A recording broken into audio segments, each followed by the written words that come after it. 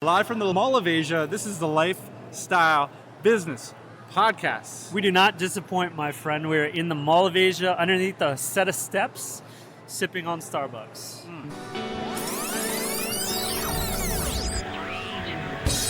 Hey, podcast listener, even if you are alone in your entrepreneurial pursuit, know that today, right now in your earbuds, you are joined by thousands of entrepreneurs all around the globe seeking to do the same thing you are. If you want to know more about this program or this podcast, or want to get barraged by a lot of annoying pop-ups, check out our website, lifestylebusinesspodcast.com.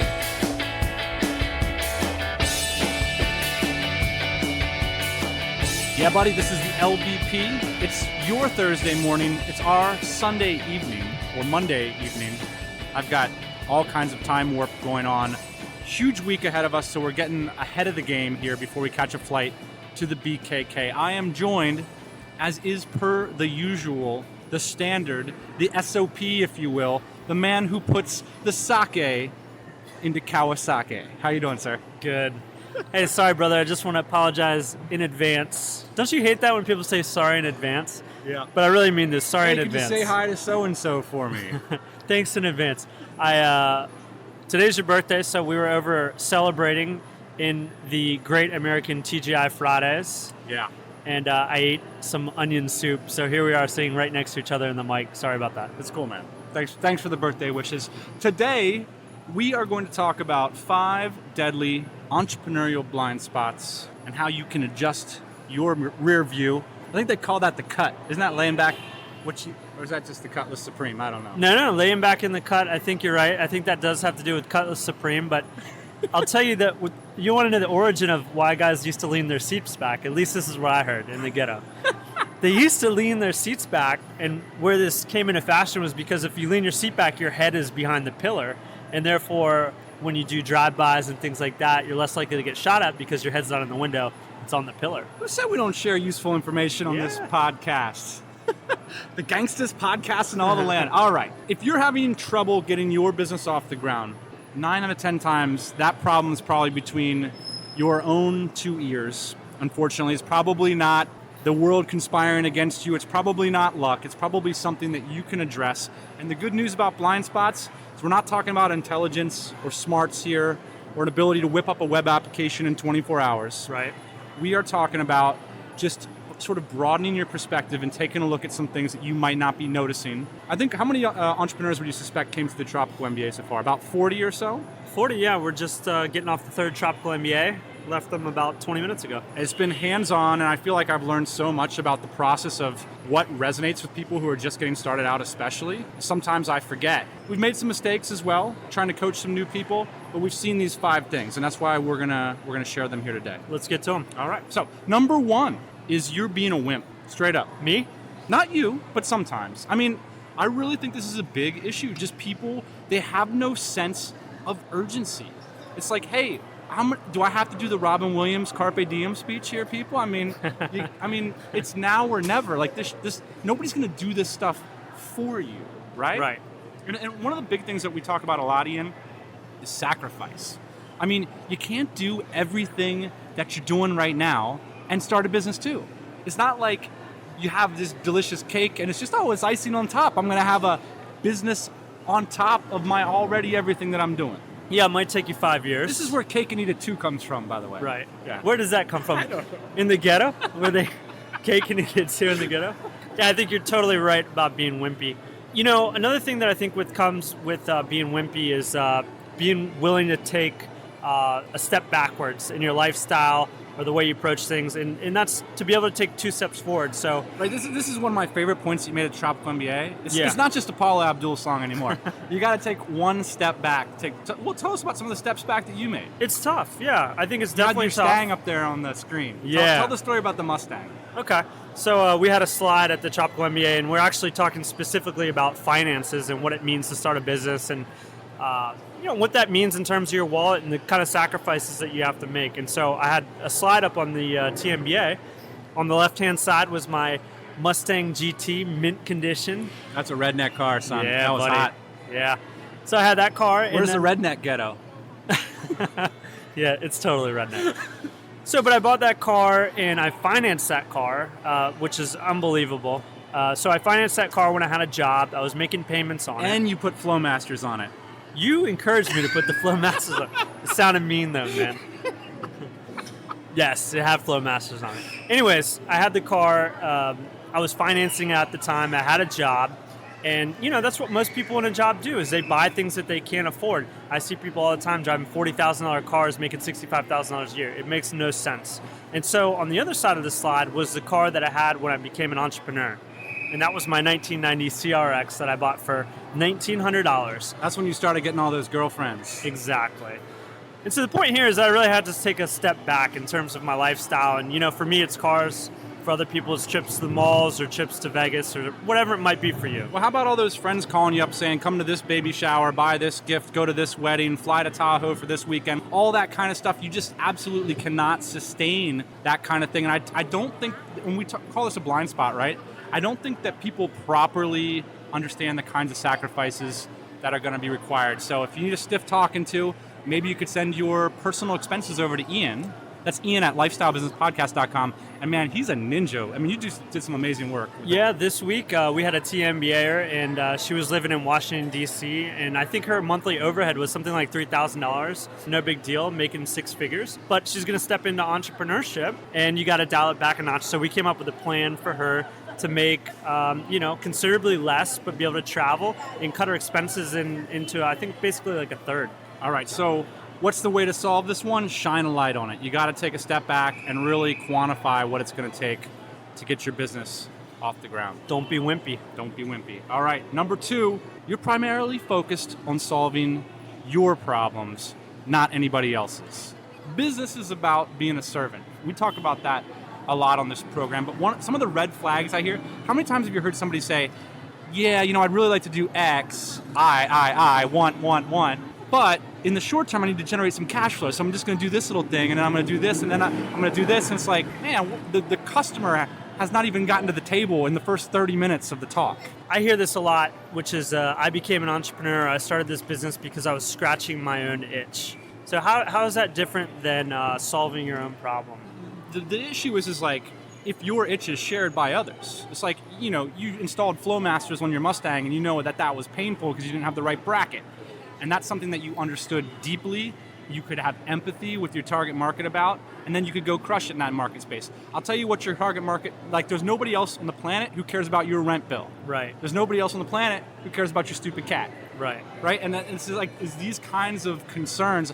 I want to spend more time, at home and not in an office. Well, I got news for you. Nobody else cares. Right. And so if that's the way you're framing up like your journey into business, that's like sort of the next level concern. Yeah, and there's another dangerous thing that comes with solving your own problems, and I think that's like creating problems. So 9 times out of 10, I see new products that come to young entrepreneurs' heads, and they're not solutions that exist already, and I think that's a big red flag. If your solution doesn't exist already, that probably means that there's not a marketplace for it, and therefore you're in an endangered space of not having any customers. So how do you solve this? Talk to customers. Stop sitting around and dreaming about precisely what it is that you want to do with your life. If you're in that headspace and you're not in your customer space, you're putting the wrong foot in front of the other. All right, I'm getting phone calls. That's Jeez. Cool. Might be somebody important. Number 3, what's the blind spot here? You have no attention or patience for the details. Interesting point. I think you and I both, when we had jobs, I'd say that both of us were like attention to detail guys. I mean, I know myself specifically, like we would comb through emails. We've talked about this 100 times. We would comb through emails over and over. I would comb through product details over and over, making sure every nut and bolt is perfect on our products that we're designing. I think entrepreneurship really, you have to take like a meta approach, but then you also have to take a micro approach. A couple things here. Tim Connolly was talking about how these guys that are making $100 million a year, they like universally had this insane attention to detail. We've all heard the stories of Richard Branson walking around Virgin airline planes with his little notebook, looking at the cutlery and stuff like that. So that's one element to it. There's sort of this anecdotal evidence of super hyper successful people being very in the details. But there's also a lot of new entrepreneurs, they're so caught up in the idea of what they do They want to stay focused there, and it's very difficult for them to ratchet down into anything specific. Why? It feels boring. It can be humiliating work. Your parents are like, hey, what did you do last week? And you're like, well, I wrote a sales letter. And they're like, what's that? And it's like, well, it's 1,000 words that tries to get someone to do something. Well, does the product exist? No, not yet. Well, did you do anything else last week? No, I just wrote the sales letter. Right. And you go from having a legitimate job and respect in your social circles to, I wrote a sales letter all last week. Basically mopping the floor. Mopping the floors, man. So how do we solve this blind spot? Mark Cuban, my boy. We're heading Mark Cuban's way, man. I want to be like that guy. Mr. Maps. He's a billionaire, he writes a blog. That was always my argument when Ian was like, why are you doing all this blogging? I'm like, Mark Cuban blogs. Mark Cuban, man. Mark Cuban has this quote where he says, and this is why he's a great blogger, he said, follow your effort, not your passion. And I think there's a lot of wisdom in that. I want. But mind yourself and ask yourself, where are you really putting the effort in? Because I think attention to detail is a symptom of effort. So if you can find the place where you're really willing to put that attention to detail in, maybe that's where your effort, your inspiration, maybe that's the fuel you need to be tapping into to go forward. Interesting. Oh yeah. All right, what's number 4? You're in a bad partnership. You got some relationship issues. I'm seeing a lot of this, man. Okay, there's a bunch of things. You could be in a minority position in a small business. Right. Because everybody is reading TechCrunch like, oh, we sent 30% equity over to this person, and that person called me on the phone, so I gave them a 2% equity, and I called this person for an angel investor. It's like, that stuff does not happen in small businesses, but for some reason we're getting this idea. Like, oh, I'm on the board of directors at some lifestyle business, and I'm getting, you know what I mean? It's like, what's going on with that? So here's the issue. I think you got to be honest with yourself. Are you using the relationships in your life because you partnered up with your best friend, or the person who's convenient, or the first person who wrote you an email, or you're in that minority equity partnership thingamajig? And the reason you're doing that is because you're seeking permission. Right. You're not willing to be the leader and say, this is the way this is going to go. I was talking to a guy at the TMBA the other day, and he was telling me that he needed to talk to some guy on the phone before he could decide whether his business idea was a good idea or not. Exactly. It's like, but we all do this. So I'm not singling anybody out here, but it's this idea that you don't need people's permission to move forward with your business. That's the entrepreneur's role. Right. And I think it's us seeking those old style relationships maybe when we were an employee, and we were always just, hanging out, waiting for someone to tell us to mop the floors. Yeah, absolutely. For me, this has to do with vision too. I think a lot of people get into sticky situations with partners, especially in the beginning, if they don't have a good vision for what they want to accomplish. So I think when we first started our business, we had a really clear idea of the kind of business that we wanted to run, at least initially. And everything kind of fell into place after that. So it was like, okay, we got to get the right people in place. We got to get the right money in place, resources in place to make that vision happen. And so it wasn't like, let's get all these partners together and figure out something to do. It was, let's execute on this vision and figure out the steps that we need to build in order to get to the top of that pyramid. That's a good point. And we were talking a little bit about this earlier with Alyssa, is that, we've gotten plenty of job applications in the past where we read the job application, we're like, why the hell is this person applying for a job with us? And I think the idea is that people really want that vision. That's why what entrepreneurs do is so valuable, is these people have all the right skill sets, they have all the resources, maybe even the connections in place, but they're still looking to join up with something. Right. And that's the heart-to-heart you have to have yourself. That's fine, but joining up is not the entrepreneurial way. Oh, young, aspiring entrepreneur. It's you have to cop to the vision. And so I think the way to solve this one is ask yourself if you're leaning on those close relationships as a permission-seeking thing in your life. Yeah. But this is somewhat related. Let's talk a little bit about vision. This is our 5th one. We're going to talk about product market fit. Because this is the idea of having the idea, right? Right. And here's the thing.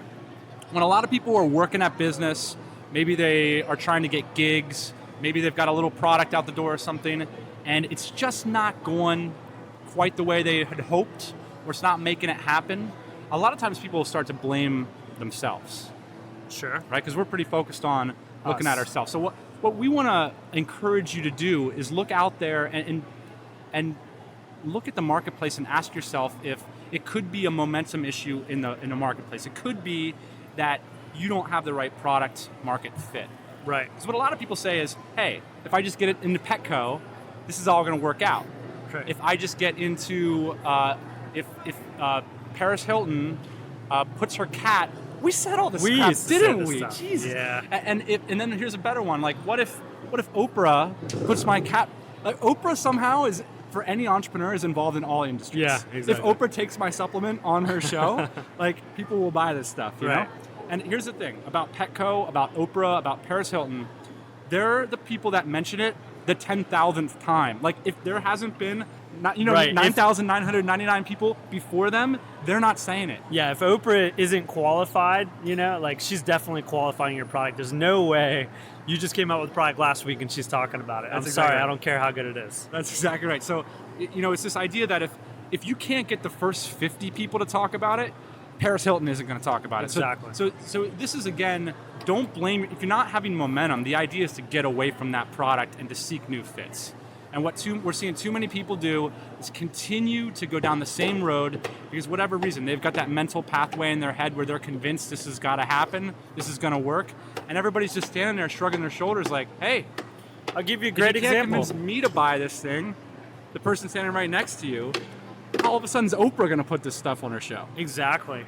For us, this has happened quite recently, and I think this is part of the process for a lot of entrepreneurs. We put out a portable bar that we thought was going to meet the market needs. And, we talked to a couple people before we designed it, but we, for the most part, just jumped into the market.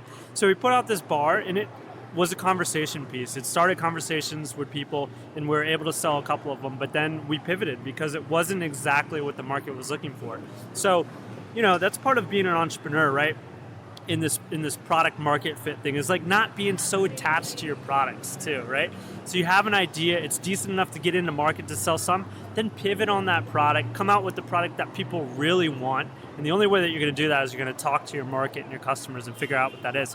And so now we've got a much better product than we ever could have come out with on our own, not talking to half as many people as we have now. Righto. So the solution there is look at what's already working and improve it. And the only way you can know that is by getting in the game. So we got a lot of tips on this episode of the LBP, but I think the main lesson here is roll that seat back, and you're going to have a broader view of your rear view in the mirror. Maybe that's why they pushed it back. I'm not sure. By the way, speaking of blind spots, you turned me on to these little circles that you put on your mirrors. You're always rocking these on your cars. You know what I'm talking about? The Yeah, little buddy. blind spot mirrors. I love those things. And now they have them integrated into the new cars. Yeah. But as like a car guy, I was always like resistant because they looked a little dorky. But then I tried one time and I was like, wow, you can really see a lot back here. You can see a lot, and you don't have to turn your head. You don't have to compromise your safety to understand what's happening in your blind spot. In fact, you know what? This is comparable to my Glide floss tip. This is a fantastic tip. So if you're rocking an entrepreneur mobile,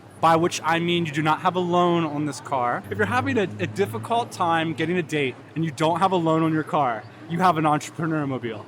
And that means you don't have one of these fancy integrated mirrors, right? So what you need to go, you need to go to Pep Boys, like tomorrow. I'm serious. And get those little mirrors with the double stick tape. I don't prefer the round ones now. This is a quick the square tip. ones. I like the triangular looking ones. You know what I'm talking about?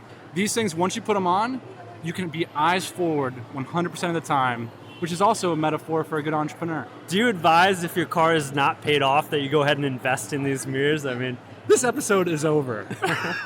Let's get moving on to just the tips. Joseph Hughes, who I have met in New York City and who is a fine young man and really doing well with his new startup last I checked. Joe, give us the status, man. What's going on with that?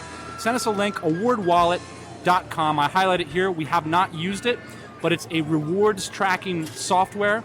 I want to hear more tips like this because Ian and I are getting more interested in tracking this stuff. I mean, we're seeing a lot of benefit from tracking our credit card spending or charge card. Yeah, and there's a lot of other services that are coming out that are doing similar things, like Merge Pay, bringing all of your subscriptions to one place. That's Ian Borders' product. So I'm really excited about these types of products because it's so hard to keep track of this stuff. I got spreadsheets for days. Speaking of payments, heard a really cool and clever little quick tip, which was like sort of an entrepreneurial wake-up call on James Schramko's and Tim Reed's unwanted domain names episode of Freedom Ocean, right? And you know how in the podcast thing, when you don't listen to a podcast, there's a little blue blue ball next to it? Well, I didn't listen to this podcast for like a couple weeks because I was like, the last thing I want to do is listen to a podcast about unwanted domain names. Right. You know It's what I mean? a boulevard of I don't- broken dreams. Right. I don't want to walk down that street. And I listened to this episode and I was like pleasantly surprised. It was really entertaining. And one of the things that James said was really simple is he said, hey, if you have an important transaction, don't do it through PayPal because that's not your money. People can just take your money back, no questions. And it's like, we know that if you work with PayPal regularly, Yeah. but maybe some of the listeners don't know. That's part of the reason PayPal, works so well is that, they protect consumers from fraud, especially on the early days in eBay. So if they buy something from you, say you sell them a website for $3,000, I send you $3,000 via PayPal, Right. I can just take that stuff back. That's right. That's it. It's not like a credit card at all. No. And, I learned this lesson too because I was sending, somebody asked me, hey, send it private funds via gift. That way I don't have to pay the PayPal percentage on it. But then you're really screwed if you send it to somebody for a service and they don't deliver. Yeah. So highly recommend not using PayPal for these kinds of transactions. Excellent. All right. Speaking of transactions, we got to get in a taxi to the airport and off to BKK. I'm actually meeting up with Hot Money Magnati tonight for a little nightcap on the B-Day. And you guys are going to get down to work, I'm assuming. Yeah, buddy. We're headed to Aloft, where we'll be staying this week, getting ready for the DC conference. It's Pimp. Speaking of Pimp, it's Lost and Found by Phoenix. Yet another hipster band from my fine co-host. Man, I think the writing's on the wall. I think it's over for you. Oh, boy. All right. Thanks for joining us on the LBP. We'll see you guys next Thursday morning. Booyah. Hey everybody, thanks for listening. Don't be shy. We've got a mailing list, lifestylebusinesspodcast.com. Go there, get yourself signed up, and we'll keep you up to date on everything we do.